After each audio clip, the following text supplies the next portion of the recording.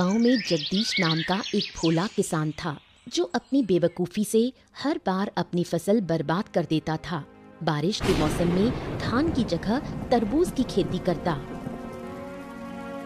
अरे सुनते हो, क्या तुम्हें कभी अक्ल आएगी या नहीं? अरे अब का हो गया भाई, काहे चिल्ला रही हो?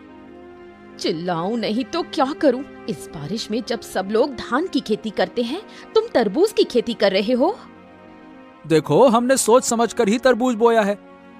सोच समझकर बोया है? सुनो तो जरा, क्या सोचा था तुमने? हाँ, अब सुनो। बात ये है कि सब लोग जब धान की खेती कर रहे हैं तो ऐसे में तरबूज कम मिलेगा। तो हमने क्या सोचा कि अगर हम तरबूज लगाएंगे तो बढ़िया मुनाफा हो जाएगा। हाँ।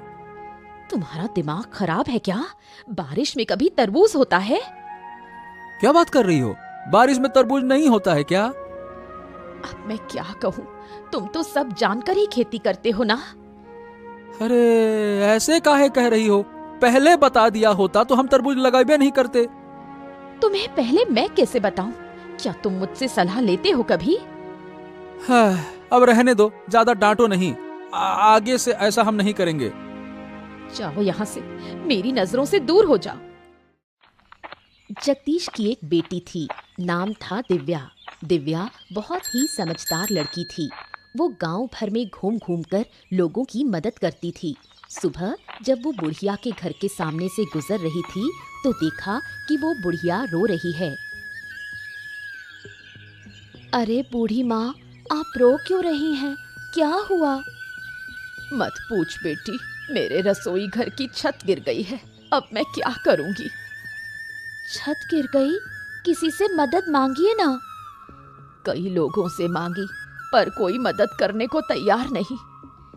क्या मदद करने से कोई नुकसान हो जाता?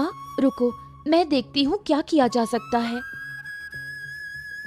बूढ़ी माँ, अब आप दूसरे सिरे को पकड़ो, मैं ऊपर उठाती हूँ। छत ऊपर चढ़ा देंगे। दोनों के प्रयास से छत वापस जगह पर लग जाती है। बुढ़िया बहुत खुश हो जाती है। वाह, तेरी अक्ल तो कमाल की है। तेरी वजह से मेरा रसोई घर ठीक हो गया। मैं हूँ ना माँ, जब भी जरूरत हो बस मुझे बुला लेना।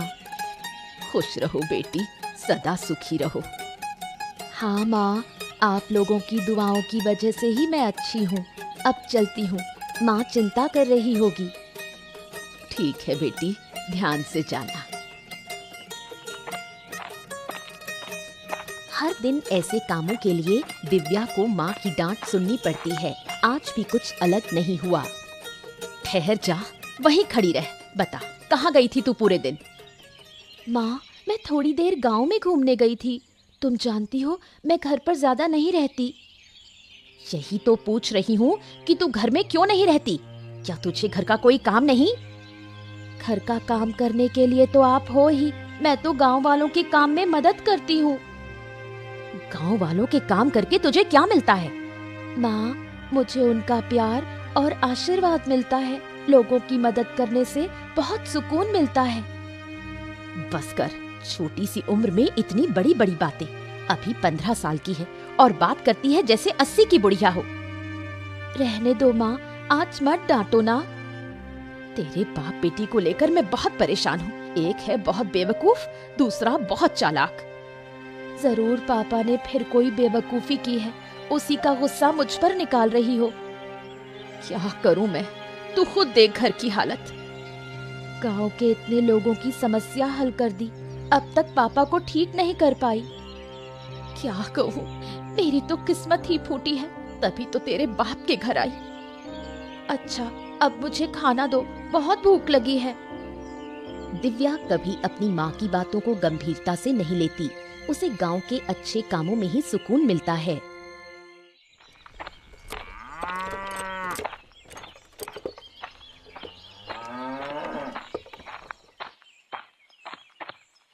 सुबह चंद्रकांत बाबू ने बुढ़िया को बुलाया, लेकिन वो नहीं आ पाई। इस बात को लेकर वो चिंतित थे। क्या हुआ बुढ़िया? मैंने तो तुझे सुबह बुलाया था ना, तू अब आ रही है? क्या मेरी बात की कोई कदर नहीं है क्या?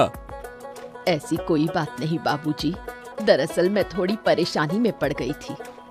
परेशानी में? क्या हुआ था? मेरी रसोई की छत गिर गई थी, उसे ठीक करने में लगी रही। अच्छा, तो अब छत ठीक हो गई? हाँ हाँ हाँ, हो गई। मैंने बहुतों से मदद मांगी, लेकिन किसी ने नहीं की। तो फिर तूने अकेले ठीक की? नहीं बाबूजी, मैं अकेले नहीं कर पाई। जगदीश की बेटी ने मदद की। वही छोटी सी लड़की जो दिन भर गांव में घूमती रहती है? हाँ बाबूजी, वो छोटी जरूर है, लेकिन बहुत समझदार है। गांव के लोगों की बहुत मदद करती है। ऐसा है क्या? बिल्कुल, उसके जैसा कोई और बच्चा इस गांव में नहीं। अच्छा लगा सुनकर। कभी उसकी समझदारी की भी परीक्षा लूंगा मैं। जरूर देखिए, बच्ची बहुत तेज है। जहाँ भी जाती है समाधान लेकर ही लौटती है। बुढ़िया की बात सुनकर चंद्रकांत बाबू को ईर्ष्या होती है। उसे अपनी बेटी देवांशी दिव्या के सामने बहुत छोटी लगने लगती है।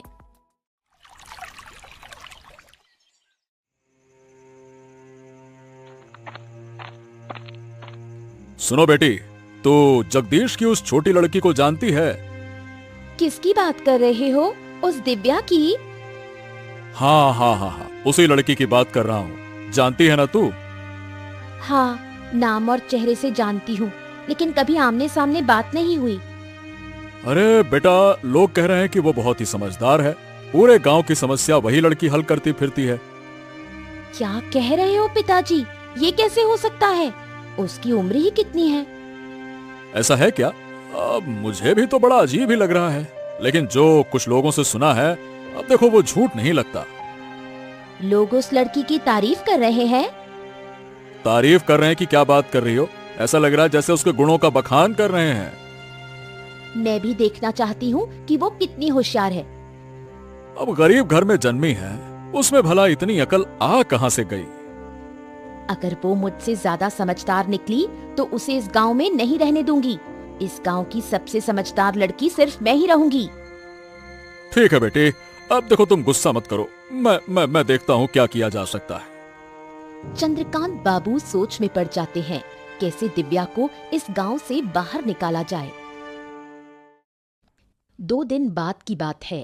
देवांशी गांव में घूमते हुए तालाब के किनारे दिव्या को खड़ा देखती है। उसके मन में एक शैतानी योजना आती है। अरे, तुम दिव्या हो ना, जगदीश काका की बेटी? हाँ, मेरे पापा का नाम जगदीश है। तुम कौन हो? ओहो, तुम मुझे पहचानती नहीं? मैं चंद्रकांत बाबू की बेटी हूँ। ओह, तुम चंद्रकांत बाबू की बेटी हो। तुम्हारे बारे में बहुत सुना है, लेकिन कभी देखा नहीं। देखोगी कैसे? मैं तो ज्यादा बाहर निकलती ही नहीं। तुम्हारे बारे में भी बहुत सुना है। तुमसे मिलकर बहुत अच्छा लगा। सुना है तुम बहुत समझदार हो। चलो बैठकर थोड़ी बात करते हैं।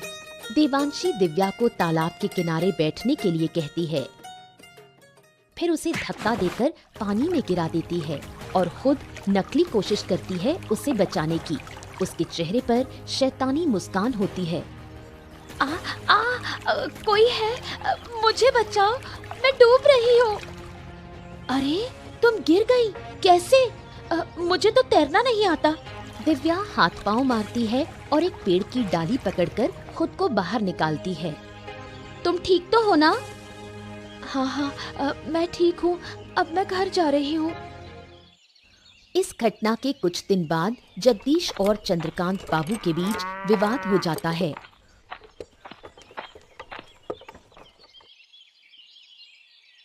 क्या हाल है जगदीश? कैसे जा रहे हैं तुम्हारे दिन? अरे, आपके आशीर्वाद से सब ठीक चल रहा है बाबू, पर आप अचानक से हमारे घर में क्या हो गया? देखो, मुझे जमीन की जरूरत है, उसी सिलसिले में बात करने आया हूँ। जमीन के मामले में हम आपकी मदद भला कैसे कर सकते हैं? देखो, ऐसा है, जो जमीन मुझे चाहिए वो तुम्हारी है। तुम्हारी जमीन के बगल में मेरी जमीन है। लेकिन बाबू, मैं आपको अपनी जमीन क्यों दूं? अरे भाई, उसके बदले में पैसे दूंगा, इसलिए और काहे के लिए? मुझे तुम्हारी जमीन की सख्त जरूरत है। लेकिन मेरे पापा आपको जमीन क्यों देंगे? वो जमीन बेचने वाली नहीं है। अरे तू बीच में काहे बोल रही है? तुझे क्या समझ है इन बातों की? ये बड़े लोगों की बात है, तू चुप रह। जगदीश, तेरी बेटी मेरा अपमान कर रही है। हैं? अपमान? ना ना ना ना बाबू, वो तो बच्ची है, उसकी बातों का बुरा मत मानिए। मैं भले ही छोटी हूँ, लेकिन जो कह रही हूँ वही सही है। मेरे पापा आपको कोई जमीन नहीं देंगे। मैं तेरे घर खुद आया और तेरी बेटी ने मुझे अपमानित किया। इसका अंजाम तुझे भुगतना होगा। अरे बाबू बाबू, जगदीश बाबू, आप नाराज मत होइए। देखिए देखिए देखिए, मेरी बात तो सुनिए, सुनिए तो। इतना अपमान सहकर मैं यहाँ खड़ा रहूं? तुम्हारी बात सुनो, मैं तुम लोगों को सबक सिखा कर रहूंगा। हाँ? चंद्रकांत बाबू के मन में दिव्या के खिलाफ बदला लेने की भावना जाग उठती है। तेरी वजह से चंद्रकांत बाबू को अपमान सहना पड़ा। मेरी बेटी ने ऐसा क्या गलत कहा? उसने तो सही बात ही कही। सही बात? अरे अकल के अंधों, अगर मैं जमीन दे देता तो कुछ पैसे मिल जाते, घर अच्छे से चलता। अब क्या जमीन का क्या करेंगे? चाटेंगे? माँ, पापा को जरा समझाओ ना। तुझे लगता है मैं समझा नहीं रही? उनकी समझ में कुछ आता है? चुप रहो तुम दोनों। तुम दोनों माँ बेटी मिलकर हमारा घर बर्बाद ही करके रहोगे लगता है। क्या कहा? मैं अपना घर खुद बर्बाद कर रही हूँ? और नहीं तो क्या, ऐसे अपशगुनी लड़की को घर में रखना चाहिए क्या? नहीं रखेंगे तो क्या करेंगे? घर से निकाल देंगे? अगर बेटी घर का भला नहीं चाहती है ना, तो उसे निकाल देना ही ठीक है। अगर मेरे होने से इतनी परेशानी है तो मैं ही घर छोड़कर जा रही हूँ। अरे हाँ हाँ, जा जा जा। वैसे भी तुझसे कोई काम वाम तो होता नहीं है, बस मुंह चलाती है पटर पटर पटर। अरे जा जा, चली जाएगी तो अच्छा ही रहेगा, जा। जगदीश की बातों से दुखी होकर दिव्या गांव छोड़ने का फैसला करती है। बेटी के जाने का दृश्य आरती सहन नहीं कर पाती। वो चुपचाप आंसू बहाती है। माँ, रो मत, मुझे बिल्कुल अच्छा नहीं लग रहा। तू हमें छोड़कर चली जाएगी और मैं रोऊंगी नहीं। क्या मुझे दर्द नहीं होता?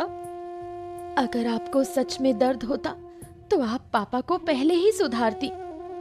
तू जानती है तेरे पापा समझदार नहीं है, वो थोड़े भोले हैं। पापा भी जानते हैं कि वो भोले हैं, फिर भी मुझे क्यों डांटा? वो समझ नहीं पाए, तू बुरा मत मान। माँ, मैंने फैसला कर लिया है, मैं इस गांव में अब नहीं रहूंगी।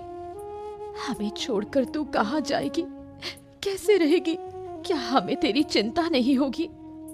चिंता का कोई फायदा नहीं माँ, मैं अपना रास्ता खुद बना लूंगी, मैं ठीक रहूंगी। मत जा बेटी, मत जा, मुझे छोड़कर मत जा।